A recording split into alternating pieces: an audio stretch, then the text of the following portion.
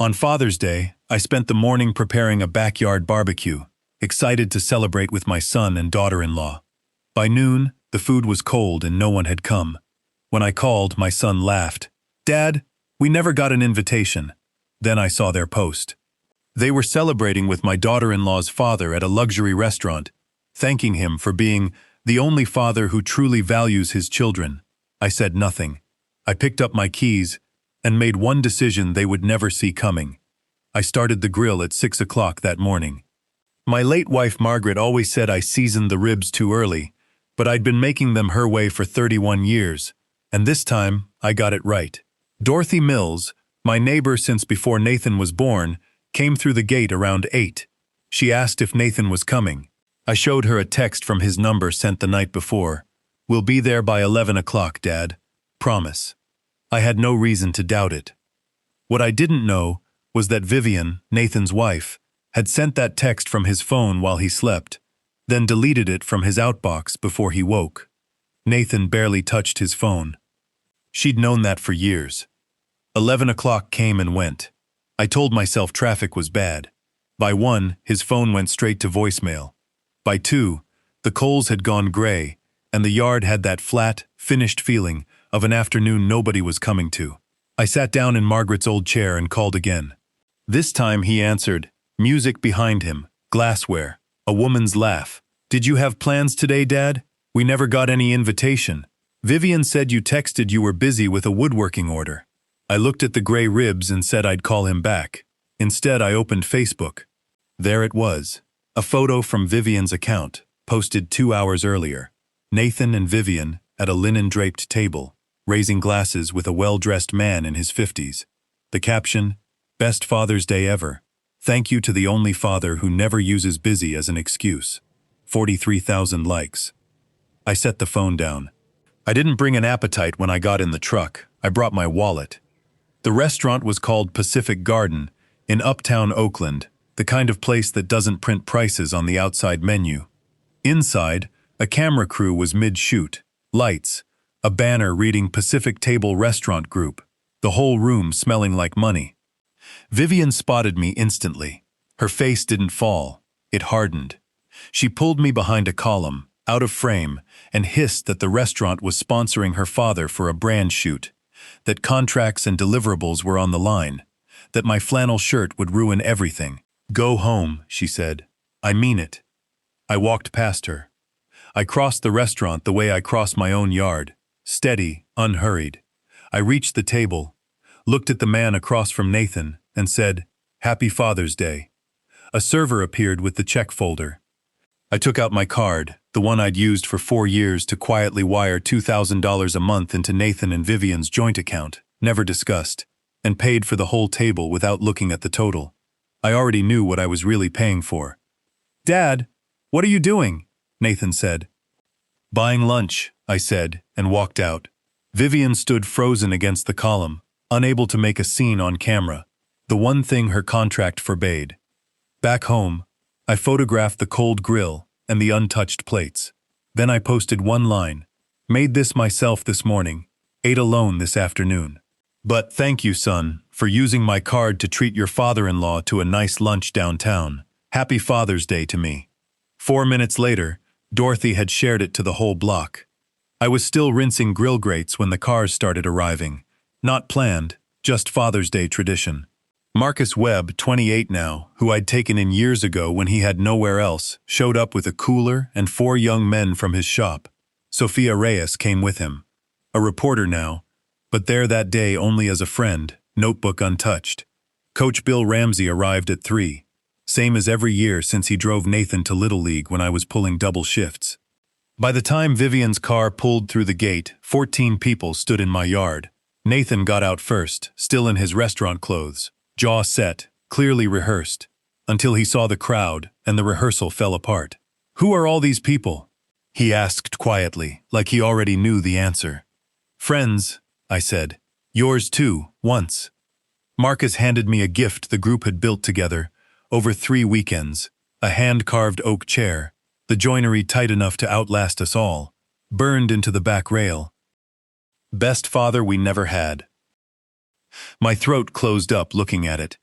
Vivian, watching from the gate, pulled out her phone and went live. "I just want to set the record straight," she said, voice suddenly warm and camera ready. Nathan lunged for the phone. She yanked it back. They grabbed for it together, and it flew out of both their hands, turned once in the air, and dropped straight into Marcus's melted ice cooler.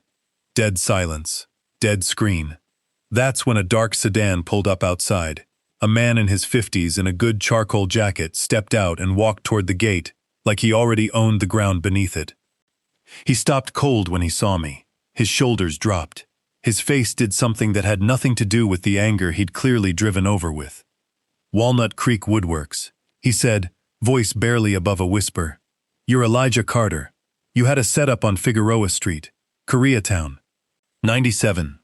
I looked at the thin scar above his right eyebrow, the one he'd gotten walking into a cabinet door I'd left open, back when he was 27 and had just lost his wallet at the Greyhound station. I'd given him the cot in my back room.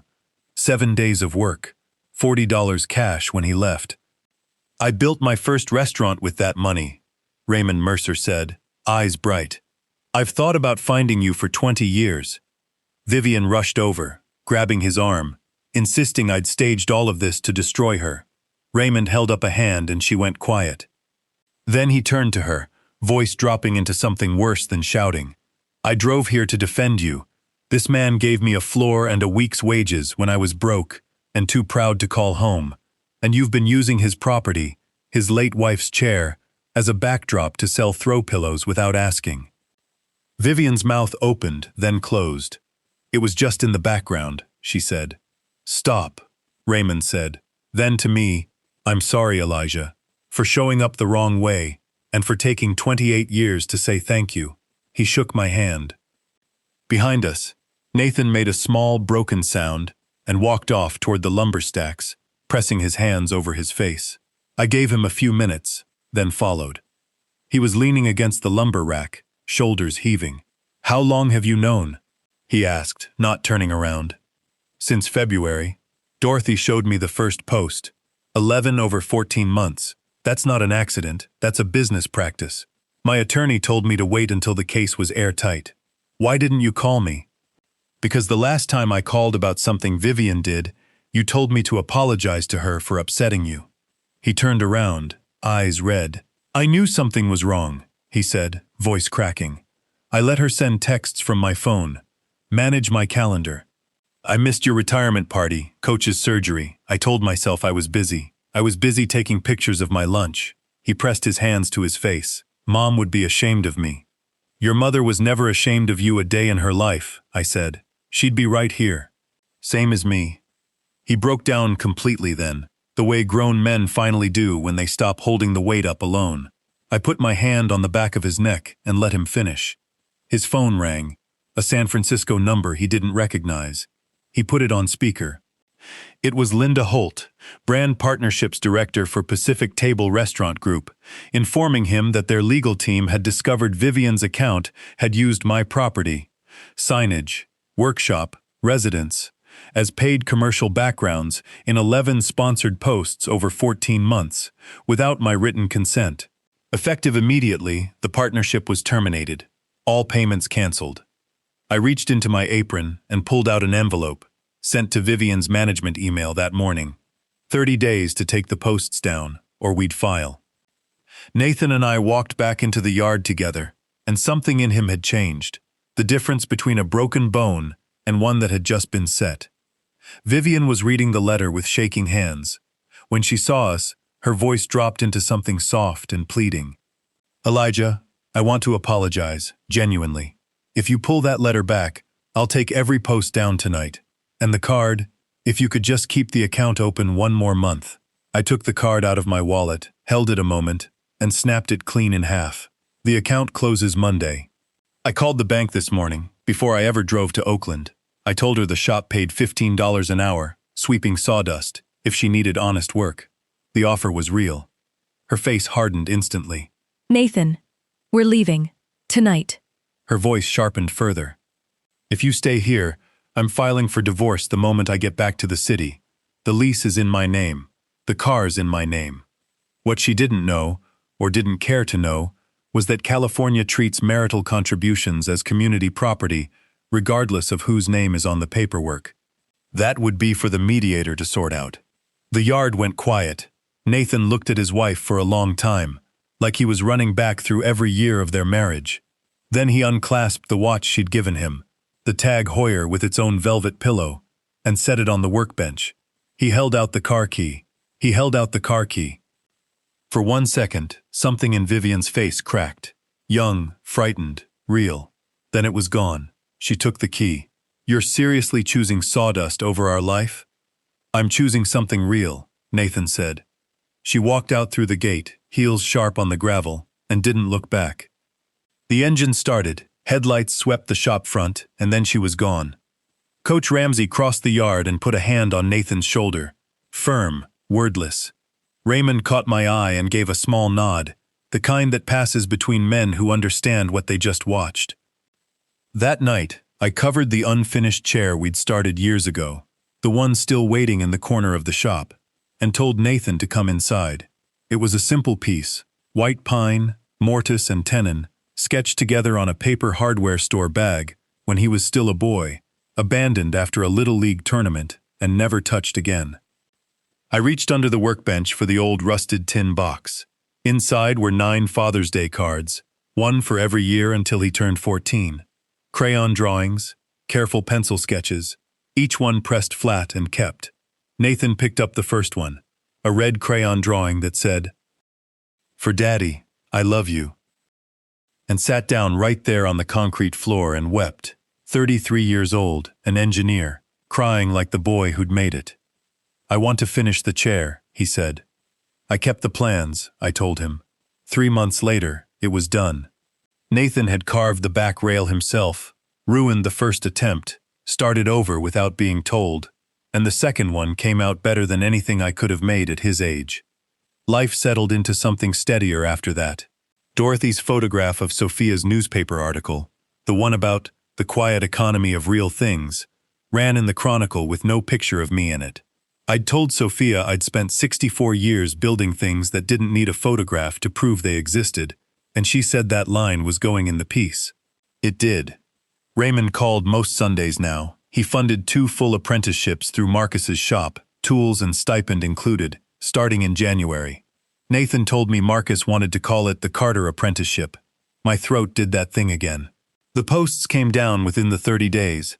Vivian's account went quiet, then quieter, the way performances always do once the audience finds something else to watch. Last I heard, she was hosting tables at a restaurant in Santa Monica, writing orders on a paper pad. I don't wish her hardship. I only know what honest work eventually builds in a person, if they let it. Divorce paperwork came through clean. Community property split down the middle. No drama. Coach's daughter handling it all with the same direct decency her father always had. One morning, coffee in hand, I stood in the shop looking at the finished chair sitting where Margaret used to put her plants. The west light hitting the grain just right, going warm and gold before settling back. I said her name out loud, the way I don't do often, because some mornings earn it. "You would have liked this chair," I said. The shop didn't answer. Shops don't, but the light moved anyway. Nathan came in with 2 cups of coffee, sawdust still in his hair, boots already on, the ease back in his shoulders like it had never left. "Ready, Dad?" he said. "Been ready since 6, I told him. I'm not a man who talks much, but I'll say this plainly. I spent 4 years funding a performance I was never invited to watch, and I told myself it was love. It wasn't. It was habit, dressed up as loyalty. If someone in your life treats your dignity like a prop, don't wait 4 years the way I did. Put the card away sooner. That quiet voice inside you that knows the difference between being loved and being used, listen to it earlier than I did. After 64 years of building things with my hands, I've learned that real justice isn't loud. It doesn't post, and it doesn't trend. I didn't need to humiliate anyone to win back what mattered. I made a chair. I held a door open for people who didn't deserve it, because that's the kind of man I choose to be. That's the only kind of justice worth telling. The kind where nobody loses their dignity, including you.